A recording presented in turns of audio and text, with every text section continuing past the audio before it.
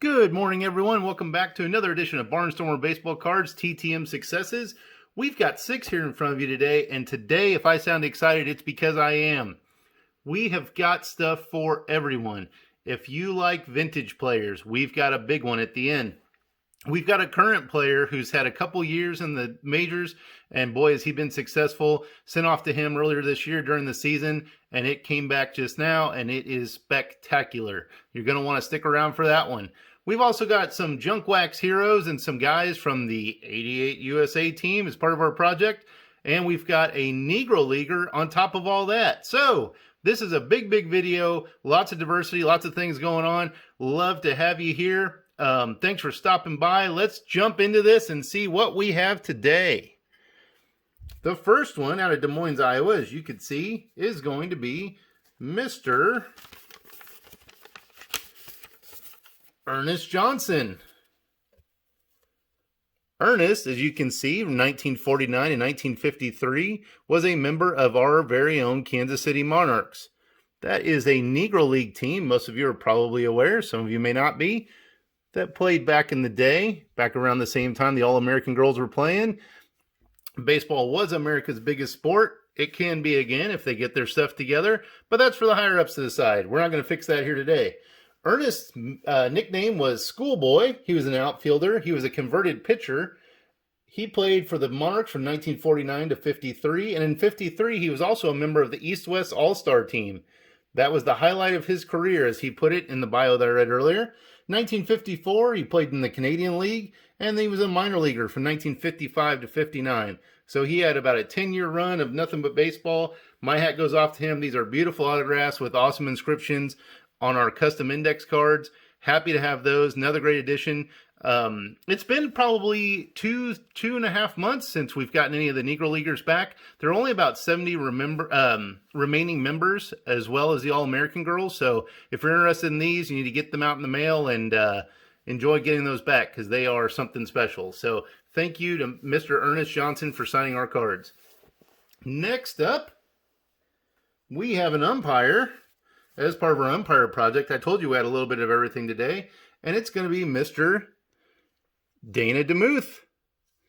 Dana was umpire for 3 All-Star games and 5 World Series. He retired in 2019, and he was the home plate umpire for Game 6 of the 93 World Series, where Joe Carter hit the famous walk-off home run in the bottom of the 9th to clinch the series for the Blue Jays.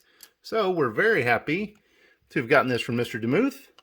We'll stick that one right there in the middle. And moving right along, next up we have from the aforementioned 88 USA team, Mr. Jim Campanis. Now, Jim is a third-generation player. His grandfather, Al, played in the majors, and so did his father, Jim Campanis Sr. He was actually one of the original Royals in 69 and 70. And here, Jim is shown on his 92 Donruss card, as well as his 88 USA Olympic team card. He was not on the roster with the Olympic team for the World Cup or the Olympic team, but he was training with them and working out with them. So we're very happy to have Mr. Campanis back and add him to our product as well. We are getting closer and closer, card by card, of having one of everybody from that team. So very happy to have that. In that same vein, on the same day, we actually got back another one. Mr. Mickey Morandini. Some of you will remember him from back in the day. This is how I remember him with the Phillies teams. There he is, and he gave a great inscription.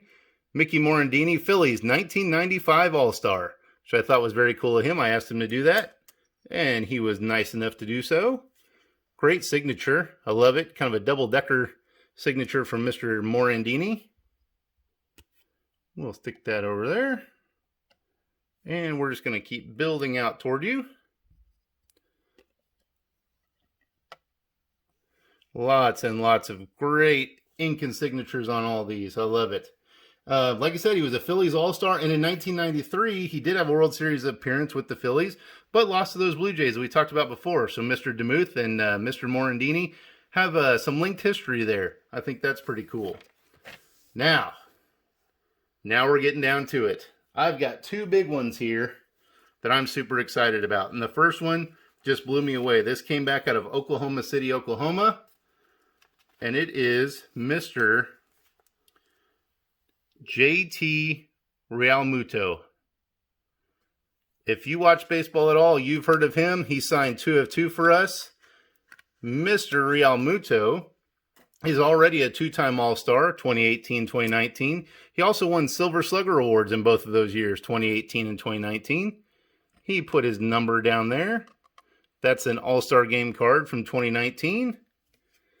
And this is the regular base. He comes from a family of wrestlers, if you didn't know that. Not professional wrestlers, the collegiate style, and several worlds and Olympic and national championships for his uncles. So he comes from a athletic family. He also won a Gold Glove in 2019, and he was nice enough to sign a pair of cards for us. So very, very happy to get a current player. I remember when I was a kid, I got Jim Thome in his first year, and that's still one of my treasured successes. So very happy to have that. Super cool of Mr. Realmuto. Now, we get to a big one. This guy is 85 years young. He pitched from 1953 to 1966 for the Braves and Reds. He was a 2-time All-Star. Both were in 1961. If you didn't know, they had a pair of All-Star games each summer back then. And it is Mr. Joey J. And in 1962, because he had such a big season in 61, he actually had 3 cards. The first one is commemorating the 61 World Series, where they eventually lost to the Yankees. Beautiful signature there, and he's on with his pitcher and manager. 3 out of 3 in the 62 autographs. I think that's awesome. And I really appreciate the fact that he signed all 3 and got these back to us. Like I said, he is 85 years young. He was the NL wins leader in 1961 with 21 wins, and he's a member of the Cincinnati Reds Hall of Fame. So to add a team Hall of Famer and get stuff in this kind of vintage just blows me away. On top of all that, he was the first Little League player to advance to the Major League. So I was a member of the official Little League when my city eventually joined back in the 90s, and Mr. Joe J was the first to ever make it to the majors. So very cool, very nice. Love all the autographs. Like I said, something for everyone. A lot of great ink, and I'm super happy you could stop by. If you would, please like, comment, and subscribe. And thank you for being here. Everyone have a great, safe weekend. Bye-bye.